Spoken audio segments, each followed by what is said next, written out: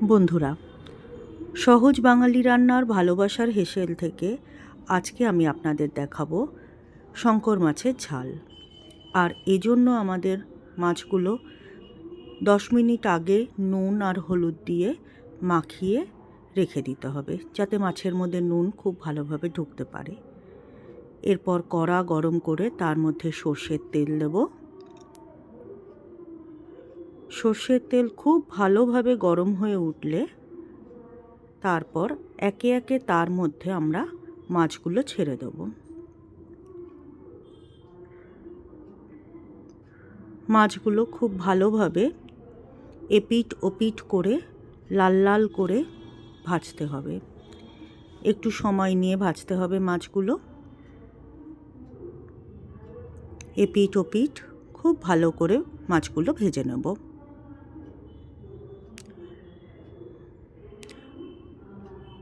শঙ্কর মাছে কাঁটা নেই বন্ধুরা, একটাই বড় কাঁটা, আর খেতে একদম মাংসর মতো। মাছগুলো খুব ভালো করে লাল লাল করে ভাজা হয়ে গেছে। এবার কড়াই থেকে তুলে নেব।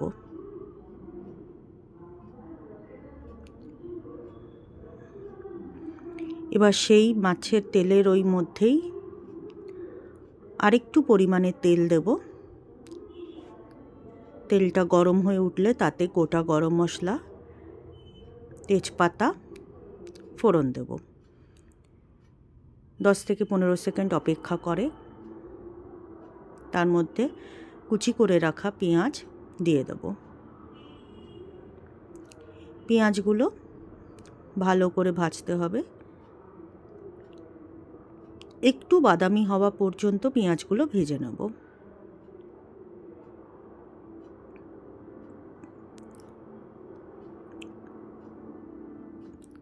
পেঁয়াজ ভালো করে ভাজা হয়ে গেছে, ওর মধ্যে দেব রসুন বাটা। রসুন বাটাটা দিয়ে তেলের ওপর খুব ভালো করে পেঁয়াজের সাথে মিশিয়ে নেব। তারপরে দেব আদা বাটা। আদা বাটাটা দিয়েও একই রকমভাবে পেঁয়াজের সঙ্গে মিশিয়ে 10-20 সেকেন্ড খুব ভালো করে একসাথে ভেজে নেব। এরপর একে একে নুন, হলুদ, লাল লঙ্কার গুঁড়ো মিশিয়ে একটু অল্প পরিমাণে তার মধ্যে জল ঢালবো, যাতে মশলাটা পুড়ে না যায়। একটুখানি জল দিয়ে খুব ভালো করে মশলাটা কষাতে থাকবো। এই অবস্থায় তাতে যোগ করব টমেটো কুচি।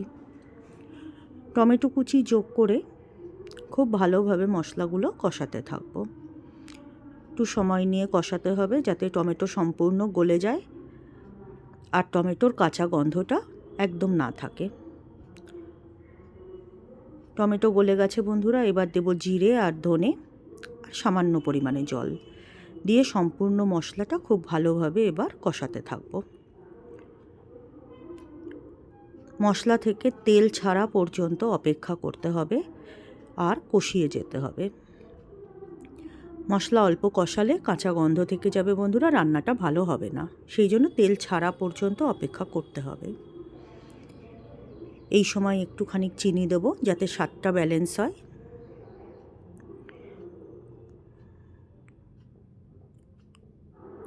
গ্যাসের আঁচ মিডিয়াম টু হাই দিয়ে মশলাটা খুব ভালোভাবে তেল ছাড়া পর্যন্ত অপেক্ষা করব। দেখো বন্ধুরা, কড়াইতে তেল ছেড়ে এসেছে।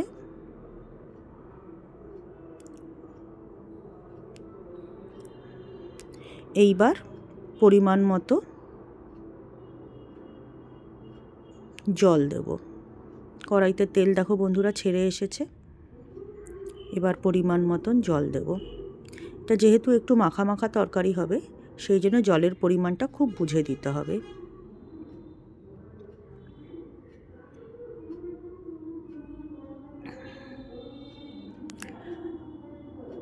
গ্রেভি টকবক করে ফুটে উঠলে একে একে ভেজে রাখা মাছগুলো ওর মধ্যে দিয়ে দেব।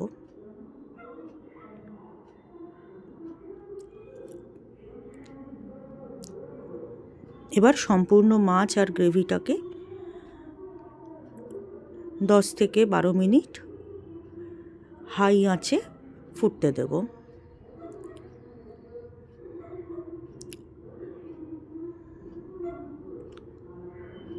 যেহেতু জল দিয়েছি সেই জন্য আর একটুখানি নুন আমি যোগ করলাম। হাই আঁচে এটা 10 মিনিট ফুটে উঠবে।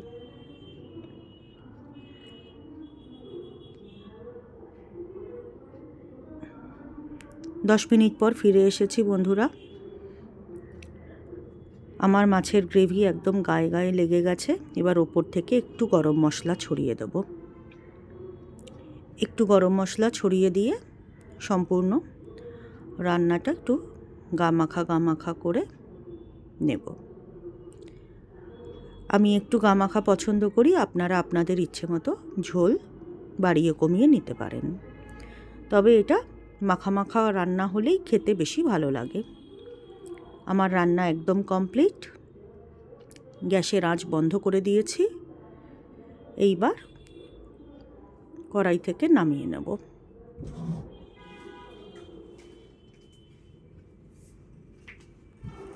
কেমন হয়েছে জানিও, ভালো লাগলে লাইক করো।